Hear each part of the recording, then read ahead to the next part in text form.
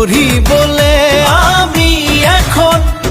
প্ৰগতিশীল সোণৰ অসম দলে বলে যাওঁ একেলগে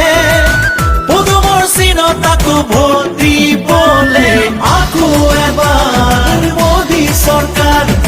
আকৌ এবাৰ মোদী চৰকাৰ আকৌ এবাৰ মোদী চৰকাৰ আকৌ এবাৰ মোদী চৰকাৰ